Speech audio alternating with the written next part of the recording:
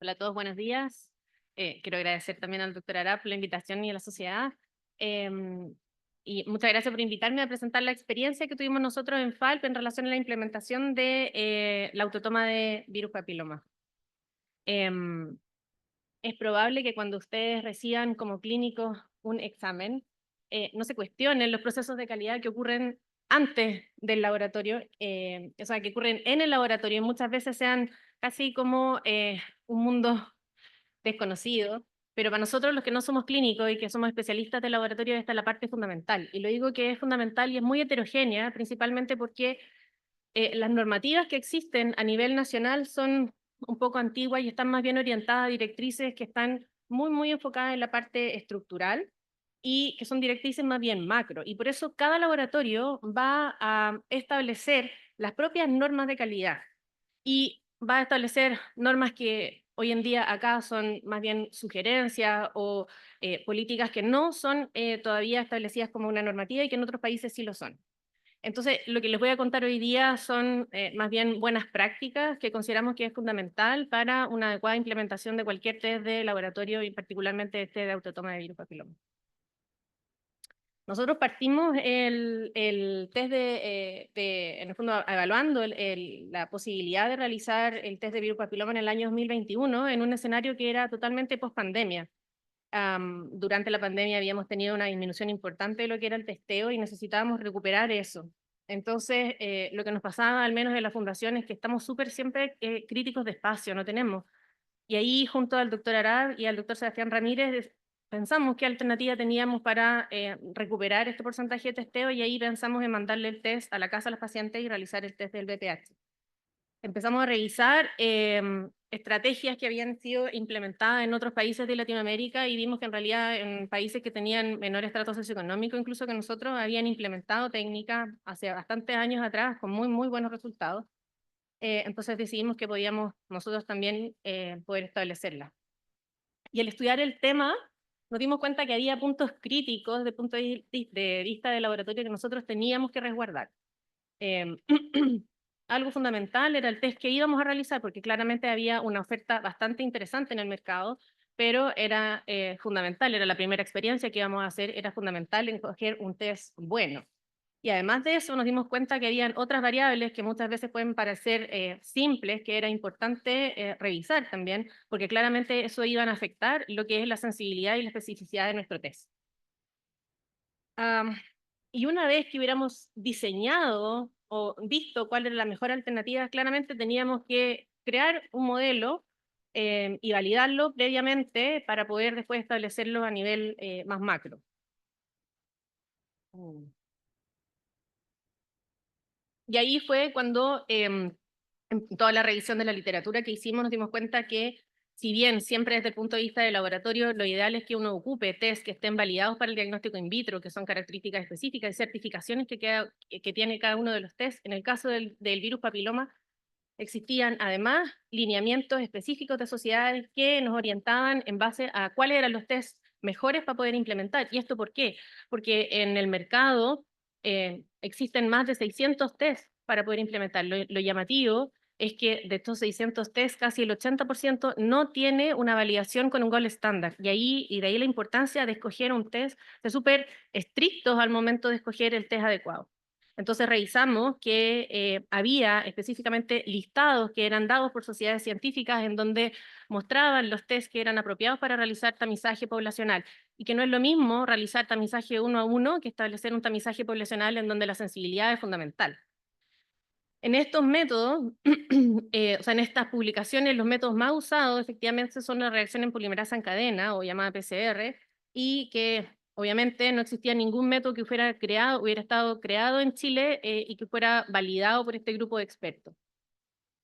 Otro ítem fundamental que sale escrito en estas publicaciones es que efectivamente solamente se pueden utilizar pruebas que tengan validación clínica.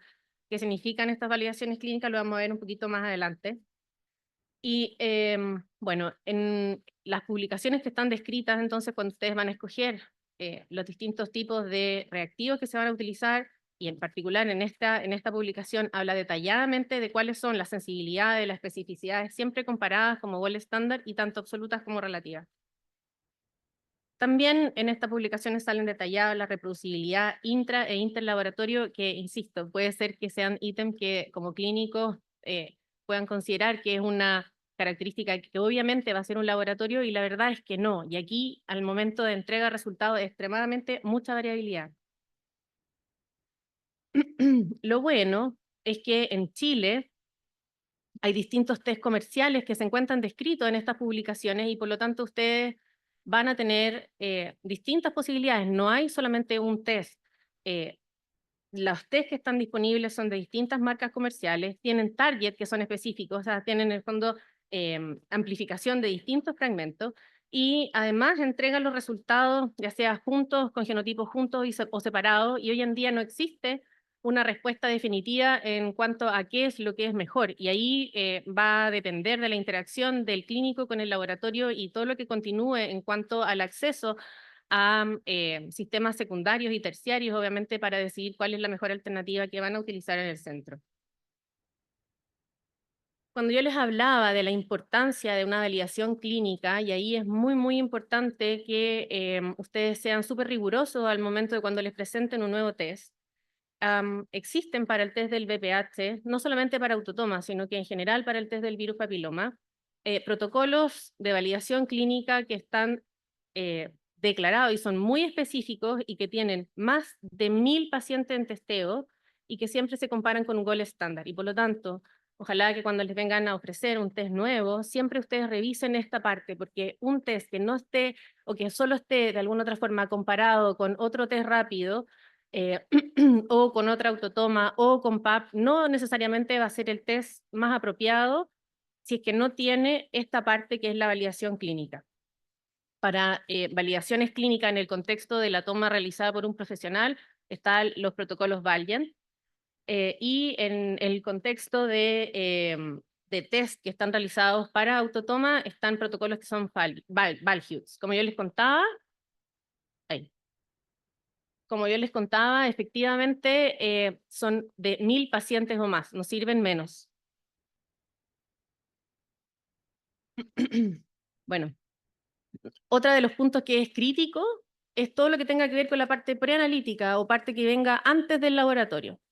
Y aquí, aunque parezca muy simple, la verdad es que la tórula que se va a utilizar es también fundamental para poder tener una adecuada sensibilidad. Y lo que vimos al hacer el análisis en ese minuto es que era necesario tener tórulas que fueran aprobadas para el método de autotoma. No son las mismas tórulas, no son tórulas que, por ejemplo, me sobraron del COVID y que ahora voy a hacer test del virus papiloma porque tengo panel genético y por lo tanto son similares. Lo cierto es que pueden servir, pero necesariamente tienen que tener literatura que demuestre que han sido previamente testeadas. Y ahí en el momento cuando nosotros diseñamos este proyecto, la verdad es que no existían tórulas en Chile que estuvieran para autotoma, y lo que tuvimos que hacer fue hacer una importación directa desde los Países Bajos para traer la tórula que hoy en día está mayormente comercializada aquí a nivel nacional, que es la tórula Evalin Brach, que es la que ustedes pueden ver acá.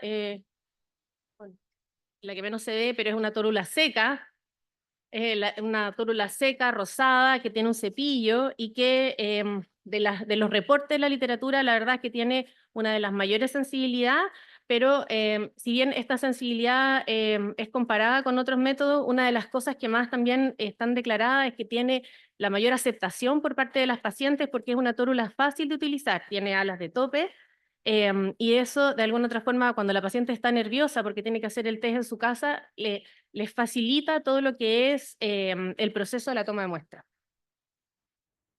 Y nuevamente, a pesar de que están, uno dice, es lo mismo matriz vaginal o fluido vaginal que cuello del útero, lo cierto es que cada método está validado para la matriz que va a ser utilizada, y por lo tanto, desde el punto de vista del laboratorio, nosotros no podemos extrapolar.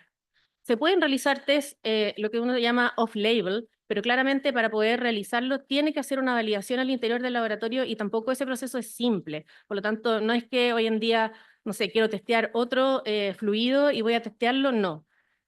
Entonces, por ejemplo, lo que se ve en la imagen de más a la izquierda es que los tests que ustedes van a utilizar tienen que tener declarado, y ahí ustedes pueden ver en el rectángulo en rojo, está declarado que sirve además para matriz vaginal, además de cuello uterino, y en algunos casos orina de primera micción.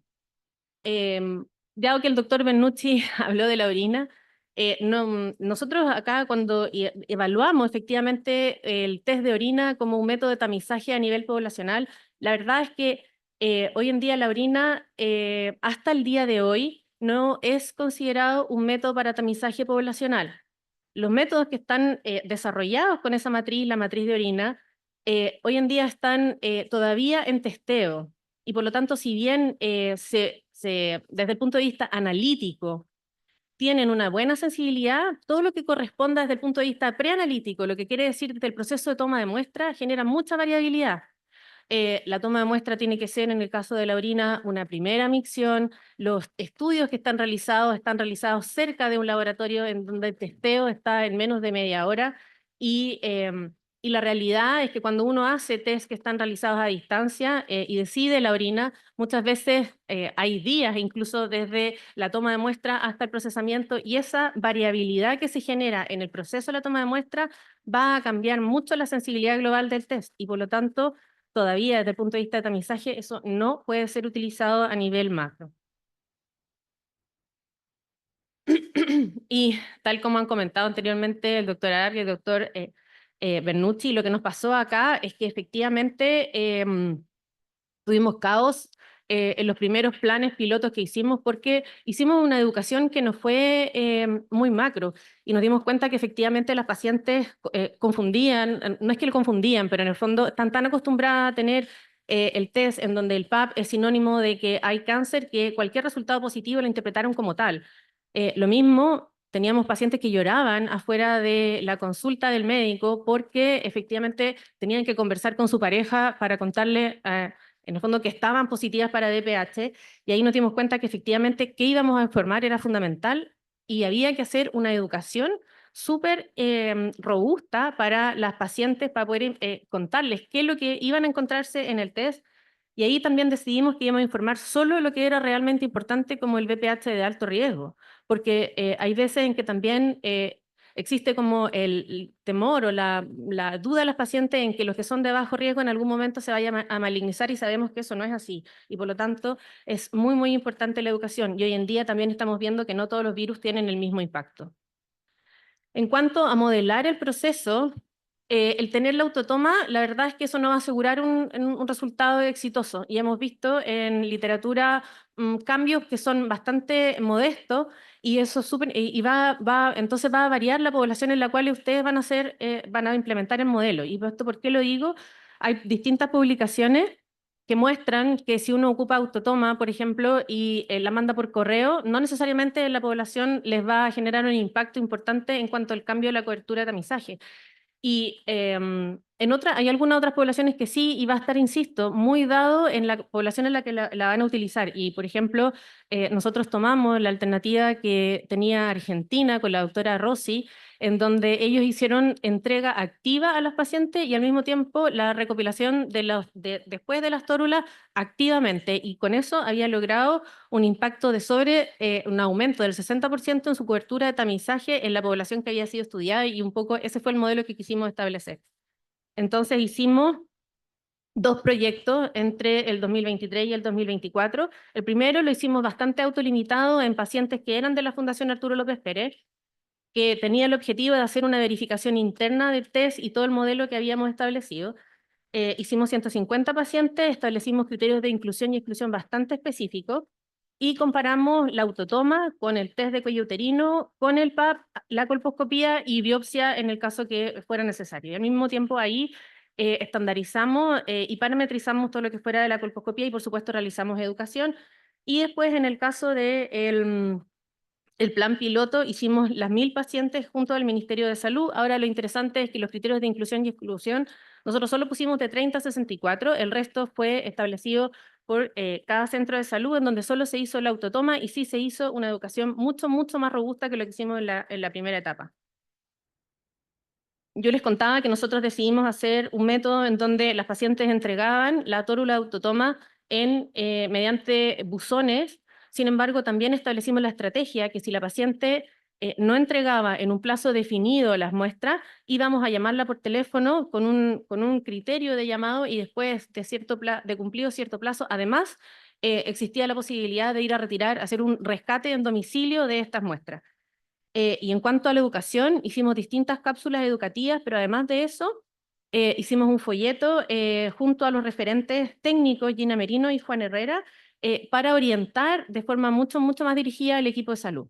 Y bueno, ¿y cuáles fueron nuestros resultados? Yo les traigo acá unos ejemplos, o sea, en el fondo algunas muestras, y recuerden que estas son poblaciones que no son comparables. La población chiquitita que hicimos en la FALP, nosotros tuvimos un 25% de tasa de positividad, y en el caso de las pacientes del proyecto del plan piloto junto al Ministerio de Salud, tal como comentó el doctor Nenucci, tuvimos 17% de positividad. En este proyecto que hicimos, este plan piloto, hicimos 1000 test que entregamos en 4 meses, de los cuales 970 retornaron a la institución, y solo el 10% tuvimos que rescatar, el resto de la paciente los fue a dejar directamente al buzón, lo cual era mejor de lo que habíamos esperado y la verdad de lo que salía de la literatura. Solamente el 2% de los kits fueron rechazados en el laboratorio porque no tenían las condiciones de calidad apropiadas para un testeo, y todo el resto estuvo apropiado. Por lo tanto, las muestras que se toman las pacientes de la casa son muestras son relativamente estables y fáciles de poder realizar, porque en realidad tuvimos poco rechazo. Además de la toma de muestras, les pedimos a las pacientes que contestaran una encuesta que habíamos preestablecido conforme a criterios de la OMS y la OPS. Y tuvimos aproximadamente 12 días entre la entrega del kit y el retorno. Y si bien ahora en el plan que está haciendo el doctor Bernucci, un 30% se lo tomó en la matrona, acá a nosotros nos tocó que el 85% se lo llevó a su casa y solo el 15% se lo tomó en el baño. Si bien nosotros originalmente queríamos que este proyecto fuera realizado en gente que no tuviera el PAP al día, vimos que la gran mayoría en ambos grupos estaba con el PAP al día y tenía sobre el 70% está realizado en menos de 3 años. El grupo etario eran similares, teníamos 39 para el proyecto que hicimos en la FALP y 45 años promedio, con en el fondo estado civil similar en ambos casos, y parejas sexuales levemente diferentes entre un grupo y otro, pero que no tenían significancia estadística. Y en cuanto a los genotipos que encontramos, solamente tuvimos entre un 10 y un 14% en ambos grupos de genotipo I16 y 18, y partieron y aparecieron distintos otros genotipos, y que esto es bien interesante porque dependiendo de la población estudiada, y esto también está reportado en la literatura, los genotipos que van apareciendo son variables, y ahí por eso hay que hacer un análisis de cuál es, por así decirlo, el genotipo local, o sea, en el fondo cuál es la frecuencia de los genotipos locales, porque esto también puede ir variando, y obviamente acá también importa en el contexto de que no todos los genotipos de alto riesgo tienen igual riesgo de generar cáncer. Tuvimos, eso sí, una coinfección en ambos casos superior al 20%, llegando hasta tener 5 genotipos presentes al momento de la toma del resultado, y nuestra población en general tuvo una vacunación menor al 10%. Y en cuanto a lo que es la percepción de la usuaria, la verdad es que las usuarias consideraron que el proceso era un proceso fácil de entender, fácil de realizar, no, calificaron muy bien, en el fondo de nota 7 pusieron que todo el proyecto y el realizar el proceso en su casa era nota 6, entre 6 y 6, 7. Y obviamente cuando les preguntamos si querían hacerse el PAP o hacerse el test del VPH, la gran mayoría contestó que prefería hacerse el PAP. Y en cuanto al desempeño analítico, vimos que en general la concordancia de la autotoma, nosotros tuvimos solo un 86%, pero tuvimos limitaciones porque nos demoramos en hacer, nosotros tomamos la autotoma y después le hacíamos la colposcopía a las pacientes que resultaban positivas, pero nos demoramos en algunos casos, principalmente incluso por el acceso. En una institución oncológica, en la FALP, en nuestro proyecto, era difícil igual acceder a lo que eran las colposcopías porque estábamos llenas de esos procesos, o sea, de esos procedimientos. Identificamos 9 neoplasias intraepiteliales 1, 8 de las cuales tenían BPH positivo, PAP negativo. Solo una tuvo BPH positivo, y es interesante porque tenía un genotipo 16. Tuvimos 2 neoplasias intraepiteliales 2, ambas con BPH y PAP positivo, y neoplasia intraepitelial 3, un solo caso. Y solo para concluir, es que en realidad mostrarles que es fundamental el modelar bien el proyecto, porque necesitan ver todas las variables preanalíticas, analíticas, posanalíticas, pero además ver cuál es la población que ustedes tienen, para ver cuál es el proyecto que van a modelar, el modelo que van a hacer. No son todos aplicables de la misma forma, pero sí que se pueden realizar en la atención primaria de salud porque los equipos responden y responden bien. Nosotros tuvimos muy buena recepción por parte del equipo de matronas de distintos centros de salud. La usuaria entiende el proceso, lo considera fácil y la verdad es que las muestras son estables, pero el seguimiento activo es fundamental. Hay bastantes publicaciones que muestran que en poblaciones que no están acostumbradas a este test no sirve mandarlo al correo, porque no van a tener una buena respuesta. Nosotros detectamos que había una población más joven que presenta más tasa de infección, pero ahí hay que obviamente ver porque estaba mucho más representada en nuestras muestras. Y sí hay algo que pudiera dejar aquí, así como además de la importancia de lo que se hace en el laboratorio, es que la educación es primordial, primordial tanto para la paciente como el equipo de salud. Y ahora está súper entretenido porque estamos viendo en tiempo real todo lo que nos está pasando con la licitación, en donde vamos a ver amplificada en estas 13.000 muestras cuál es la realidad de, los distintas licitaciones. Muchas gracias.